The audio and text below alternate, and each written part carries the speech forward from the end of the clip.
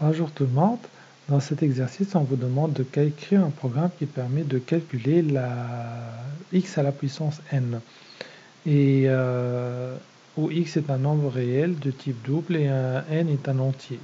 Tous deux entrés à partir du clavier. Et vous ne devez pas utiliser la fonction power de la classe math. Et on vous demande d'écrire le programme en utilisant deux boucles, la boucle for et la boucle while. Donc ça, c'est votre énoncé. On voudrait calculer x à la puissance n. Donc tout d'abord, j'ai commencé par faire une petite opération de saisie. J'ai saisi la valeur de n. Je vais saisir la valeur de x.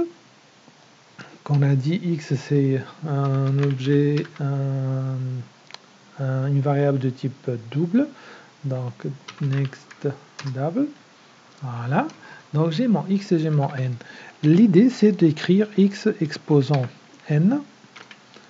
Donc ça, c'est x exposant n. Comment on pourrait l'écrire? C'est égal à quoi? À x multiplié par x, multiplié par x, multiplié par jusqu'à multiplié par x n fois. Donc le nombre de fois que je vais faire la multiplication, il est connu à l'avance. C'est n fois. Par conséquent, la meilleure boucle à utiliser, c'est la boucle for. Il est clair que pour tout le monde qu'on a des répétitions de la multiplication de x. Comme je vous ai dit la dernière fois, il ne faut pas laisser cette écriture d'une façon linéaire. Il faut changer cette écriture-là, non pas sur une seule ligne, mais sur plusieurs lignes. Comment on fait ça? En fait, c'est très simple. Comment vous allez calculer x à la puissance n? Si je prends un exemple, x égale à 5, je dis x égale à 5, et n égale à 4. Donc vous allez calculer x à la puissance 4. Donc x à la puissance 4 égale à quoi? 5 fois 5 fois 5 fois 5. Faites le calcul. Vous allez faire quoi? La première chose, vous allez dire 5 fois 5. La deuxième chose, vous allez faire quoi? Le résultat, vous allez le multiplier par 5. Ensuite, le résultat, vous allez le multiplier par 5 pour avoir en fin de compte le 625 qui est égal à x à la puissance 4. Donc ça, c'est vous, qu'est-ce que vous allez faire? Donc réellement, vous avez pris le premier entier, ensuite vous l'avez multiplié par 5, ensuite vous avez pris le résultat, vous l'avez encore multiplié par 5, le résultat, vous l'avez multiplié par 5. En commençant toujours par un premier résultat qui est égal à 1, donc c'est comme si vous avez fait 5 fois 1. Donc la première chose, vous avez pris le premier chiffre, 5, ensuite vous avez multiplié par 5, ça fait 5 fois 5, ensuite, etc., etc., jusqu'à avoir les 4 itérations. Écrit de cette façon, ça me rapproche du résultat, de la formule que je dois appliquer. Quelle est cette formule? Si je dis que ça c'est mon résultat, donc initialement le résultat il est égal à 5 fois 1. Et ça va être toujours, s'il s'agit d'une boucle, c'est toujours le résultat. Donc ça aussi c'est toujours le résultat. Et ça aussi, ça va être toujours mon résultat. Donc mon résultat il est égal à 5 fois 1. La deuxième ligne, le résultat il est égal à 5 fois 5. Qui est égal à quoi 5 fois 5? Égal à l'ancien résultat qui provient de la ligne précédente, donc 13, multiplié par 5.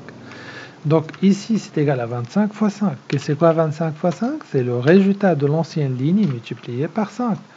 Et la même chose ici, c'est égal au résultat de l'ancienne ligne multiplié par 5. La même chose dans la première ligne, c'est égal au résultat de l'ancienne ligne multiplié par 5. Donc c'est comme si j'avais écrit ici 1 multiplié par 5. Voilà. Donc j'ai dégagé la formule générale. La formule générale, elle dit quoi? Le résultat il est égal à résultat que je multiplie par 5, qui est la valeur de x. Combien de fois? 1, 2, 3, 4 fois. Quelle est la valeur initiale de résultat? Je la retrouve dans la première ligne. La valeur initiale de résultat elle est égale à 1. résultat égale à 1. C'est quoi le 1? C'est l'élément neutre de la multiplication. Donc tout est là, je peux écrire maintenant ma formule. Donc for int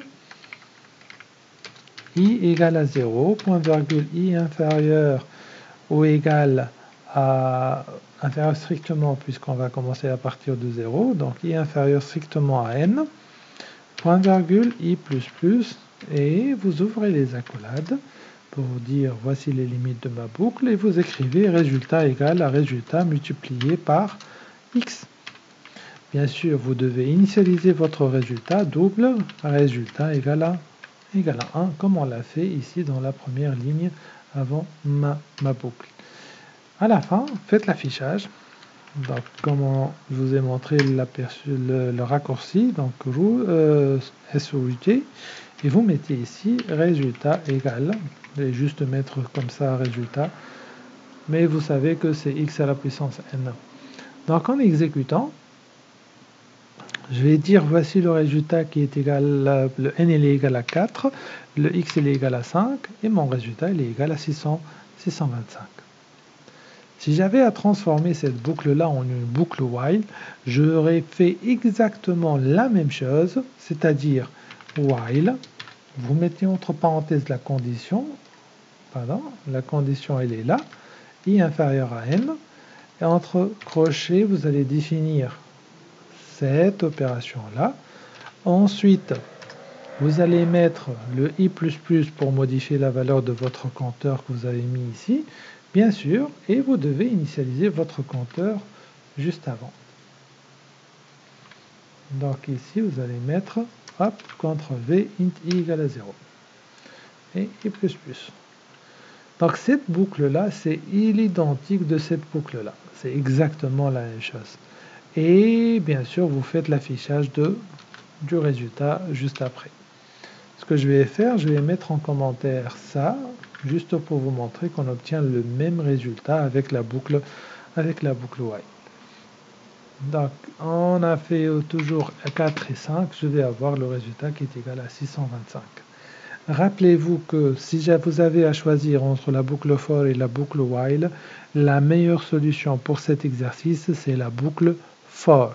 Pourquoi? Parce que je connais exactement le nombre d'itérations que je vais réaliser. Merci beaucoup pour votre attention et on se voit dans la vidéo prochaine pour l'exercice numéro 6.